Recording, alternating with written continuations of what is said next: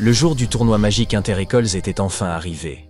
L'Académie du Clair de Lune recevait les élèves des écoles voisines, lorsque Alex, Mira et Théo remarquèrent quelque chose d'étrange. Ils avaient laissé leurs baguettes magiques sur un comptoir dans le hall principal, et elles avaient toutes disparu. Pour concourir, il leur fallait retrouver leurs baguettes, et ils avaient moins de 10 minutes. Jetez un œil à cette image, et essayez de trouver un indice sur l'endroit où les baguettes pourraient se trouver.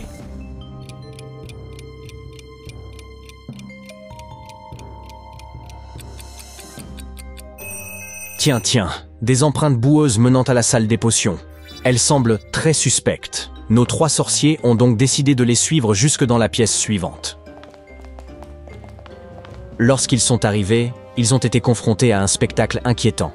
L'armoire à potions était ouverte et de nombreuses potions manquaient. Les voleurs avaient l'intention de tricher pour gagner la partie. Il restait 3 potions et elles pouvaient les aider à retrouver leurs baguettes. La première, avec l'image d'une oreille, rejouait les sons du passé. Ils pourraient, grâce à elle, entendre tout ce qui s'était passé dans la pièce. La deuxième, avec un œil dessus, révélait des traces d'objets magiques. La troisième, avec un chien, amplifiait le sens de l'odorat et leur permettrait de renifler n'importe quel objet. Quelle potion devaient-ils utiliser?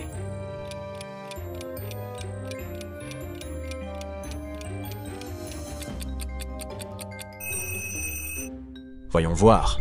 La première ne leur serait d'aucune aide. Et la troisième serait probablement un peu déroutante, car ils devaient retrouver 3 baguettes. Ils devaient donc utiliser la potion avec l'œil afin de suivre les traces de tous les objets magiques déplacés, jusqu'à retrouver leurs baguettes. La potion les mena jusqu'au donjon où les élèves de Clair de Lune gardaient leurs dragons. À leur arrivée, ils remarquèrent que les dragons étaient extrêmement stressés. En réalité, le dragon de Mira avait l'air sur le point de tomber malade. Regardez l'image. Pouvez-vous identifier la raison pour laquelle le dragon de Mira ne se sent pas bien?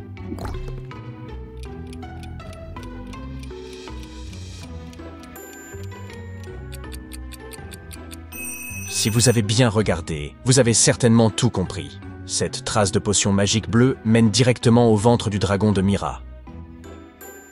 3 lumières bleues brillent à l'intérieur de son ventre. Il doit s'agir des baguettes perdues. Les voleurs les ont probablement mélangées à de la nourriture pour dragons et les ont fait avaler par le dragon de Mira pour les dissimuler. Nos 3 amis ont vite donné au dragon de Mira une potion pour faire sortir les baguettes et ils se sont ensuite précipités vers le hall principal où le tournoi allait débuter. Dès leur arrivée, le directeur a annoncé qu'un criminel dangereux s'était échappé d'une prison de haute sécurité et se cachait parmi les élèves. C'est Alex qu'on a choisi pour identifier le criminel. Il a réduit le nombre de suspects à 3 personnes.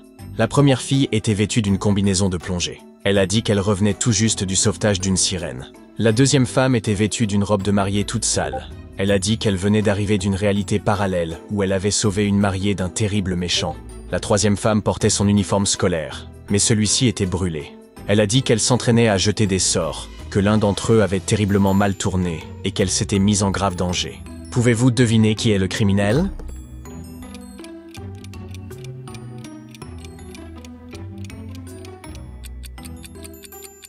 C'est la troisième femme. Elle n'a pas de baguette sur elle. Elle n'a donc pas pu s'entraîner à jeter des sorts.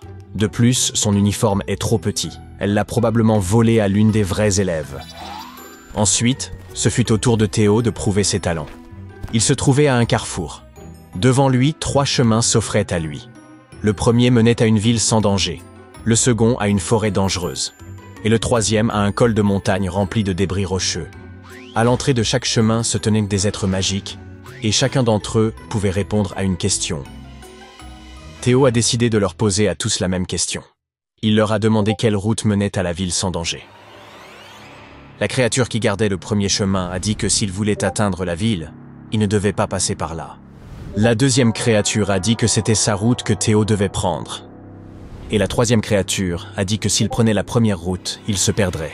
Quelle route Théo devait-il emprunter pour se rendre à la ville sans danger?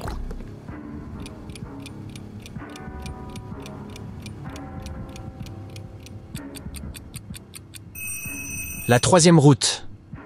La dernière créature est la seule à ne pas avoir parlé de sa route à elle, mais d'une autre. Il devait donc emprunter la troisième route pour arriver à la ville sans danger. La tâche suivante est un peu compliquée. Mira devait traverser les sables éternels, un désert dangereux. Elle avait 6 jours pour le faire à dos de chameau. Mais il y avait un hic. Elle ne pouvait emporter de la nourriture que pour 4 jours, et elle devait effectuer la plus grande partie du voyage toute seule.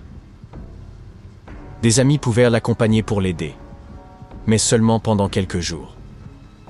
Ces personnes pouvaient apporter de la nourriture supplémentaire et la partager entre eux. Combien d'amis devait-elle inviter pour qu'il y ait suffisamment de nourriture pour tout le monde?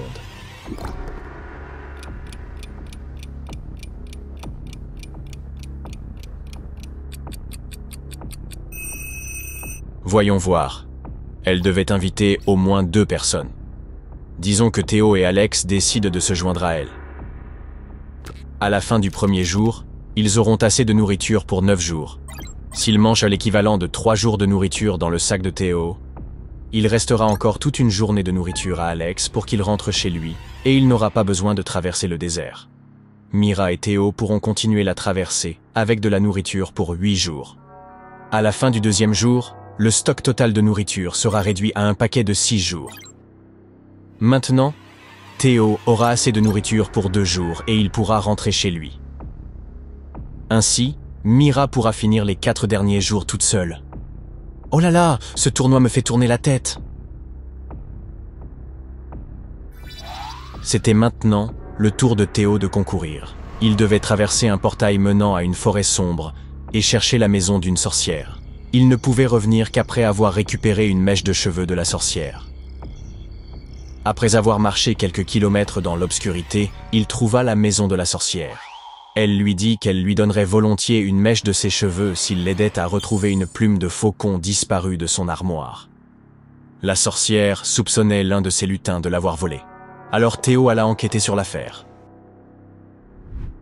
Arion dit qu'il avait passé la journée dehors à cueillir des baies avec les fées. Elowen dit qu'il avait passé la journée chez une autre sorcière à tester une potion anti-âge. Elaria s'était occupée des mauvaises herbes dans le jardin et n'avait rien remarqué d'étrange dans la maison. Théo comprit immédiatement ce qui s'était passé. Jetez un coup d'œil à l'image. Saurez-vous le deviner vous aussi?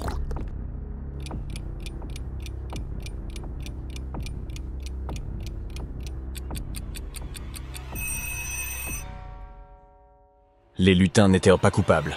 Théo remarqua que la plume était tombée et s'était coincée dans une fissure du sol.